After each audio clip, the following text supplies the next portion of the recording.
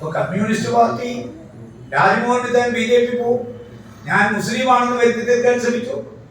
ഞാൻ മുസ്ലിങ്ങളുടെ പരിപാടി പോകുമ്പോൾ ഇസ്ലാമിനെ കുറിച്ചാണ് പ്രസംഗിക്കാറുള്ളത്, ഖുർആനെ കുറിച്ചാണ്.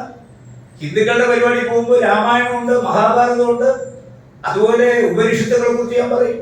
ക്രിസ്ത്യാനികളെ കുറിച്ച് പോകുമ്പോൾ ബൈബിളിനെ കുറിച്ച് പറയും. അത് കട്ട് ചെയ്ത് വർഗീയ പ്രചരണം നടത്തി പോലും എന്നെ പരാജയപ്പെടുത്താൻ ശ്രമിച്ചിട്ട് 1,649,000 വോട്ടിന് എന്നെ ജയിപ്പിച്ച കാസർഗോട്ടെ ജനങ്ങളോട് ഞാൻ കടപ്പെട്ടിരിക്കുകയാണ്. അവരോട് ഞാൻ നന്ദി രേഖപ്പെടുത്തുകയാണ്.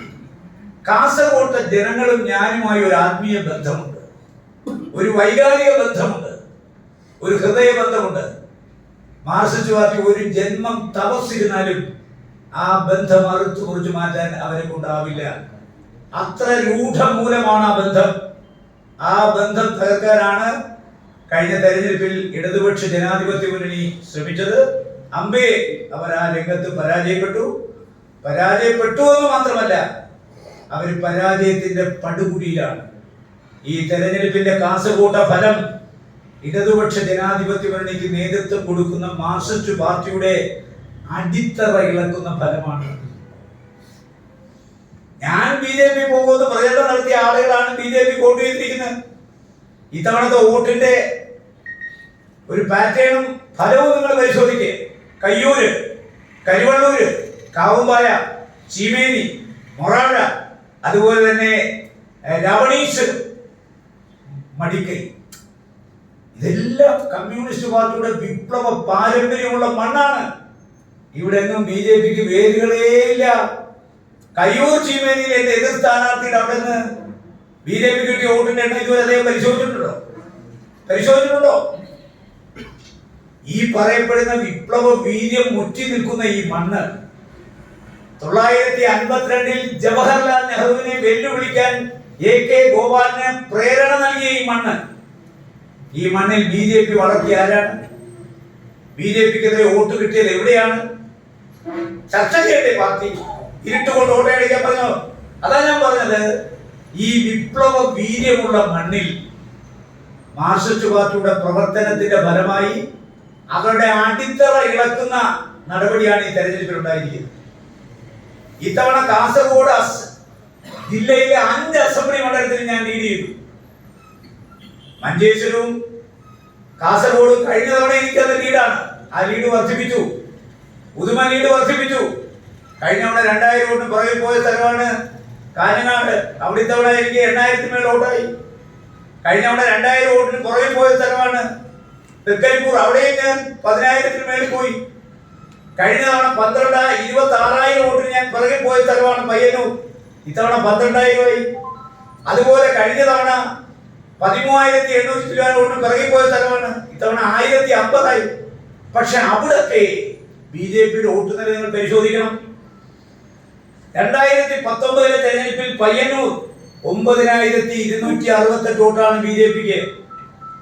അത് ഇത്തവണ 18,466. പാർട്ടി ഗ്രാമങ്ങളിലാണ് ഈ BJPക്കാർ വോട്ട് മുഴുവൻ പിടിച്ചിരിക്കുന്നത്. പാർട്ടി ഗ്രാമങ്ങളിൽ. 2, കല്യാശ്ശേരി നിയോജകമണ്ഡലത്തിൽ കഴിഞ്ഞ തവണ BJPക്ക് കിട്ടിയ വോട്ട് 9,854. ഇത്തവണ 17,688. പയ്യന്നൂരും കല്യാശ്ശേരിയും എവിടെ BJP ഉള്ളത്, യൂണിറ്റ് ഉള്ളത്? അപ്പോ വോട്ട് ഷിഫ്റ്റ് എല്ലാ കാലത്തും ഉണ്ടായിട്ടുണ്ട്. കഴിഞ്ഞ തെരഞ്ഞെടുപ്പിൽ 13,000 വോട്ടിന് ഞാൻ പിറകെ പോയ സ്ഥലത്ത് അസംബ്ലി ഇലക്ഷൻ വന്നപ്പോ വിജിൻ 45,000 വോട്ടിന്റെ ലീഡ് നേടി. പയ്യന്നൂർ 26,000 വോട്ട് ഞാൻ പുറകെ പോയ സ്ഥലത്ത് മധുസൂദനൻ കഴിഞ്ഞ തവണ 49,000 വോട്ടിലെത്തി. അത് വോട്ട് ഷിഫ്റ്റ് ആണ്. പാർലമെന്റ് തെരഞ്ഞെടുപ്പിന്റെ വോട്ടിംഗ് പാറ്റേൺ അല്ല അസംബ്ലിയുടെ വോട്ടിംഗ് പാറ്റേൺ അല്ല പാർലമെന്റിൽ. തദ്ദേശ സ്വയംഭരണ സ്ഥാപനങ്ങളുടെ വോട്ടിംഗ് പാറ്റേൺ ഡിഫറെന്റ്. പക്ഷെ അത് വോട്ട് ഷിഫ്റ്റ് ആണ്. ഒരു തെരഞ്ഞെടുപ്പിൽ വോട്ട് അങ്ങോട്ടും ഇങ്ങോട്ടും ഷിഫ്റ്റ് ചെയ്യും. പക്ഷേ പ്രത്യയശാസ്ത്രപരമായ നയവ്യതിയാനം വന്നു കഴിഞ്ഞാൽ പാർട്ടിയുടെ അടിത്തറ തകരും. ഡയലക്റ്റിക്കൽ മെറ്റീരിയൽസിൽ വിശ്വസിക്കുന്ന ഒരു പാർട്ടിയാണ് കമ്മ്യൂണിസ്റ്റ് പാർട്ടി. അധ്വാനിക്കുന്നവന്റെ പാർട്ടി, ഭാരം ചുമക്കുന്നവന്റെ പാർട്ടി, തൊഴിലാളി വർഗ സർവാധിപത്യ പാർട്ടി, ജന്മിത്വം അവസാനിപ്പിക്കാൻ ജന്മം കൊണ്ട പാർട്ടി, പാലോറ മാതയുടെ പശുക്കുട്ടിയെ വിറ്റ് ദേശാഭിമാനം തുടങ്ങിയ പാർട്ടി. ആ ദേശാഭിമാനിയുടെയും കൈരളുടെയും വിയുടെയും പീപ്പിളിന്റെയും ആസ്തി മാത്രം എടുത്തു നോക്ക്. മാർക്സിസ്റ്റ് പാർട്ടി കേരളത്തിൽ സമ്പാദിച്ച സ്വത്തുവകകൾ പരിശോധിക്ക്. ഇന്ത്യൻ റെയിൽവേ കഴിഞ്ഞാൽ കോടിക്കണക്കിന് ആസ്തിയുള്ള ഒരു സ്ഥാപനമായി മാർക്സിസ്റ്റ് പാർട്ടി മാറിയിരിക്കുന്ന ഒരു പാർട്ടിയല്ല, അതൊരു സ്ഥാപനം, ഒരു ഇൻസ്റ്റിറ്റ്യൂഷനായി മാറിയിരിക്കുന്നു. എവിടുന്ന് ഈ പണം? എവിടുന്ന് ഈ പണം? ക്രോണി ക്യാപിറ്റലിസ്റ്റ് ചിന്താഗതിയിലേക്ക് തൊഴിലാളി വർഗ സർവാധിപത്യ പാർട്ടി മാറിയിരിക്കുന്നു. ആലോചിക്കണം. കുഞ്ചൻ നമ്പ്യാരുടെ ശിഷ്യന്മാരായി പാർട്ടിക്കാർ മാറി. പാർട്ടി അണികളല്ല, നേതാക്കന്മാർ. ദീപസ്തംഭം മഹാചര്യം. നമുക്ക് കിട്ടണം പണം. പണത്തിന് വേണ്ടി എന്തും ചെയ്യും. അതാണല്ലോ കഴിഞ്ഞ കുറെ നാളുകളായി പാർട്ടിയുടെ 14 ജില്ലകളിലെയും വിശകലനം നടക്കുമ്പോൾ എന്താണ്? പാർട്ടിയുടെ അടിത്തറ തകർന്നു. പക്ഷെ ഇപ്പോഴും മുഖ്യമന്ത്രിയുടെ മുഖത്ത് നോക്കി പരാജയ കാരണം വിശദീകരിക്കാൻ കഴിയുന്ന ആർജവമുള്ള പൗരുഷമുള്ള ഒരു കമ്മ്യൂണിസ്റ്റുകാരെ നമ്മൾ കാണുന്നില്ല. ഈ ചർച്ചകളെല്ലാം ശൈലി മാറ്റണമെന്ന് പറഞ്ഞു. മുഖ്യമന്ത്രി പറഞ്ഞു ശൈലി മാറ്റുന്ന പ്രശ്നേ ഇല്ല. കല്യാശ്ശേരിയിൽ കുഞ്ഞുങ്ങളെ തലയടിച്ചു പൊട്ടിച്ചു ചെടിച്ചട്ടി കൊണ്ട്, അതുപോലെ ഹെൽമറ്റ് കൊണ്ട്. അത് രക്ഷാപ്രവർത്തനമാണെന്ന് പറഞ്ഞതിൽ ഞാൻ അടിയുറച്ച് നിൽക്കുന്നുവെന്ന് ശ്രീ പിണറായി വിജയൻ പറഞ്ഞാൽ പാർലമെന്റിനകത്ത് നരേന്ദ്രമോദി എടുത്തിരിക്കുന്ന അതേ സമീപനം ജനവിധി എന്തായാലും ആ ജനവിധി മാനിക്കുന്ന പ്രശ്നമില്ലെന്നാണ് നരേന്ദ്രമോദി ഇന്ത്യൻ പാർലമെന്റിൽ വ്യക്തമാക്കിയത്. കേരളത്തിലെ മുഖ്യമന്ത്രി പറയുന്നു ജനവിധി എന്തായാലും എന്നെ തിരുത്താൻ പാർട്ടി വരണ്ട, ഞാൻ നന്നാവില്ല, എന്റെ ശൈലി മാറ്റില്ല. അപ്പൊ സ്വാഭാവികമായി വിപ്ലവ വീര്യമുള്ള മണ്ണിൽ ബിജെപിയെ നട്ടു വളർത്തി വലുതാക്കി മാർക്സിസ്റ്റ് പാർട്ടി. എന്നിട്ട് അത് മൊത്തം കോൺഗ്രസിന്റെ തലയെ കൊണ്ടുവയ്ക്കുകയാണ്. കോൺഗ്രസിൽ 1-2 ആളുകൾ ബിജെപി പോയവരുടെ അവരല്ലാതെ നിഴലും അല്ലാതെ മറ്റാരും പോയിട്ടില്ല. പക്ഷേ ഇന്ന് ബംഗാളിൽ സംഭവിച്ചുകൊണ്ടിരിക്കുന്ന അപജയം കേരളത്തിൽ സംഭവിക്കാൻ പോകുന്നുവെന്ന് പാർട്ടിക്ക് മുന്നറിയിപ്പ് കൊടുത്തത് രാജ്മോഹൻ ഉണ്ണിത്താനും സുധാകരനും വി ഡി സതീശനുമല്ല, ഞങ്ങളുടെ ദേശീയ നേതാവ് കെ സി വേണുഗോപാലല്ല, പ്രകാശ് കാരാട്ടാണ്, സീതാറാം യെച്ചൂരിയാണ്. ഈ നില തുടർന്നാൽ ബിജെപി ബംഗാളിലെ പോലെ പാർട്ടിയെ വിഴുങ്ങും.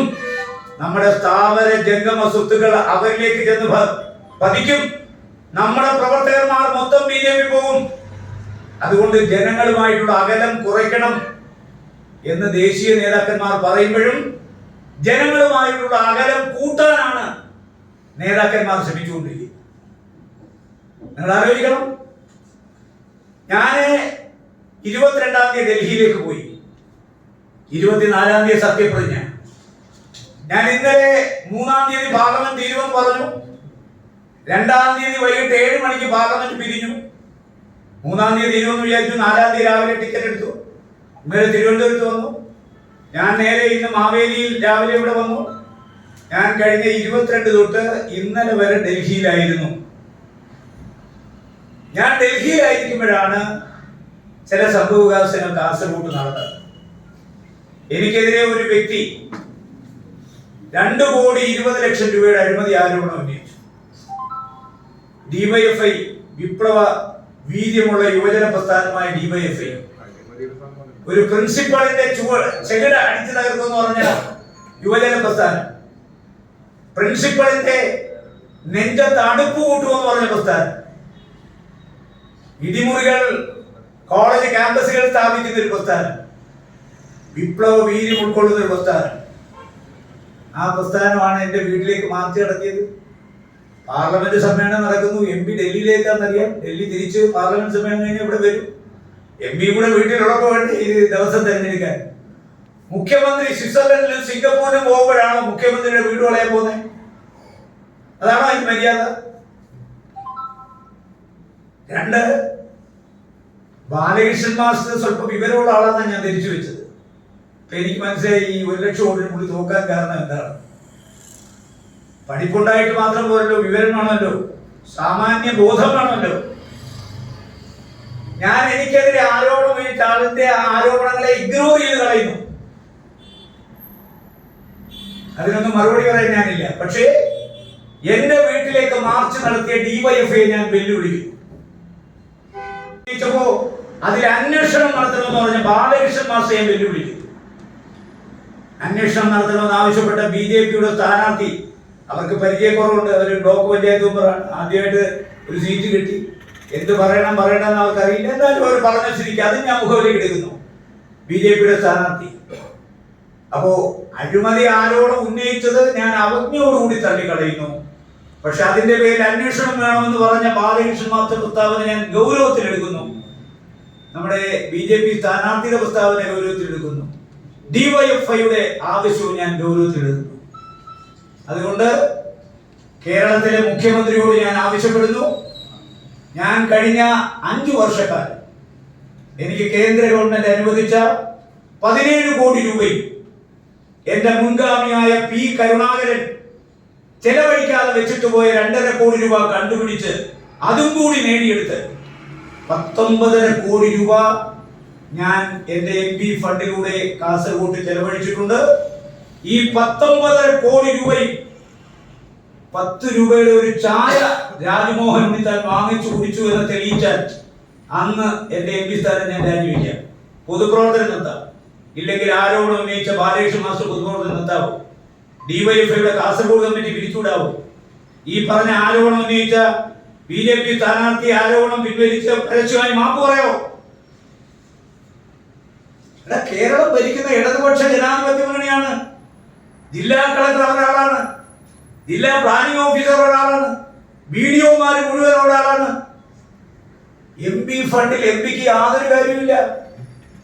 MP ഫണ്ട് ഏതൊക്കെ ആവശ്യത്തിന് കൊടുക്കണമെന്ന് തീരുമാനിക്കുന്ന MP ആണ്. പിന്നെ MPക്ക് ഒരു റോളുമില്ല. ഞാൻ പറഞ്ഞ് മനസ്സിലാക്കി തരാം. ഒരു ഹൈമാസ് ലൈറ്റ് എവിടെയെങ്കിലും സ്ഥാപിക്കണമെങ്കിൽ രാജ്മോഹൻ താൻ ചോദിച്ചു കിടക്കയിൽ ആർക്കെങ്കിലും ഹൈമാസ് ലൈറ്റ് വേണോ? ഹൈമാസ് ലൈറ്റ് ആരെങ്കിലും ഒരാൾ എന്നോട് ആവശ്യപ്പെടുന്നു, സർ ഇന്ന സ്ഥലത്തൊരു ഹൈമാസ് ലൈറ്റ് വേണം, അല്ലെങ്കിൽ മിനിമാസ് ലൈറ്റ് വേണം, ഞാൻ അവരുടെ പറയും അപേക്ഷ തരാൻ പറയും. അപേക്ഷ തരും. കുറെ അപേക്ഷകളാകുമ്പോൾ ഞാൻ അത് പഞ്ചായത്തിന് അയച്ചു കൊടുക്കും, മുനിസിപ്പാലിറ്റിക്ക് അയച്ചു കൊടുക്കും. പഞ്ചായത്തുകളും മുനിസിപ്പാലിറ്റികളും ഞാൻ അയച്ചു കൊടുക്കുന്ന അപേക്ഷകൾ പഞ്ചായത്ത് കമ്മിറ്റി വിളിച്ചുകൂട്ടി, മുനിസിപ്പൽ കമ്മിറ്റി വിളിച്ചുകൂട്ടി അത് പാസാക്കി തിരിച്ചു തരണം. പഞ്ചായത്തുകൾ പാസാക്കി തരുന്ന റെസല്യൂഷൻ ഞാൻ നേരെ കളക്ടർക്ക് അയച്ചു കൊടുക്കുന്നത്. എന്തിനാണ് പഞ്ചായത്ത് പാസാക്കുന്നത്? കാരണം ഇതിന് ഞാൻ വെച്ച സകല ഹൈമാസ് ലൈറ്റിനും 5 വർഷത്തെ വാറണ്ടി ഉണ്ട്, 5 വർഷത്തെ ഗ്യാരണ്ടി ഉണ്ട്.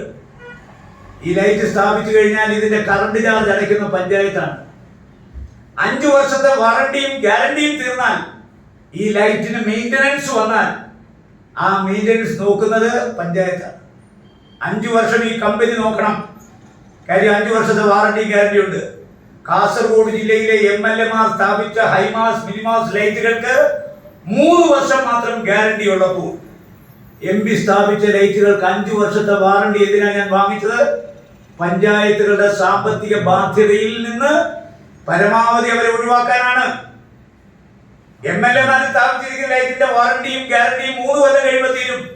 പിന്നെ പണി വന്നാൽ അവർ ചെയ്യണം. എന്റെ ലൈറ്റിന്റെ വാറണ്ടിയും ഗ്യാരണ്ടി 5 കൊല്ലം കഴിയുമ്പോഴേ തീരൂ. അപ്പൊ 5 കൊല്ലം കഴിഞ്ഞിട്ട് പഞ്ചായത്ത് മെയിൻ്റനൻസ് ചെയ്താൽ മതി. അതുവരെ 5 കൊല്ലമൊന്നും ഒരു മെയിൻ്റനൻസും വരില്ലല്ലോ. അപ്പോ നമ്മളിത് പ്ലാനിംഗ് ഓഫീസിലേക്ക് ഇവിടുന്ന് പഞ്ചായത്ത് അയച്ചു കഴിഞ്ഞാൽ പിന്നെ അവിടുന്ന് കൺസേൺ ബ്ലോക്കിലേക്ക് പോകും. ആകെ ഇപ്പൊ 100 ലൈറ്റ്, 100 ലൈറ്റിൽ 10 കാഞ്ഞങ്ങാട്, 10 നീലേശ്വരം, ബാക്കി പഞ്ചായത്ത്. അപ്പോ പ്ലാനിംഗ് ഓഫീസിൽ നിന്ന് രാജ്മോഹൻ തന്റെ MP ഫണ്ടിൽ നിന്ന് 10 ലൈറ്റുകൾ, ഞാൻ എക്സാമ്പിളാ പറയുന്നത്, 10 ലൈറ്റുകൾ കാഞ്ഞങ്ങാട് മുനിസിപ്പാലിറ്റി സ്ഥാപിക്കാൻ ആഗ്രഹിക്കുന്നു. താല്പര്യമുള്ള ഏജൻസികൾ, അക്രഡിറ്റഡ് ഏജൻസികളിൽ നിന്ന് ടെൻഡറുകൾ ക്ഷണിക്കുന്നു. Accredited agency 1 Keltron, 2 KEL, 3 SILK. Tender ക്ഷണിക്കും. കൊട്ടേഷൻ വിളിച്ചു കഴിഞ്ഞാൽ ടെൻഡർ കൊടുക്കുമല്ലോ. ടെൻഡർ പൊട്ടിക്കുന്നത് BDO ആണ്, ബ്ലോക്ക് ഡെവലപ്മെന്റ് ഓഫീസറാണ്.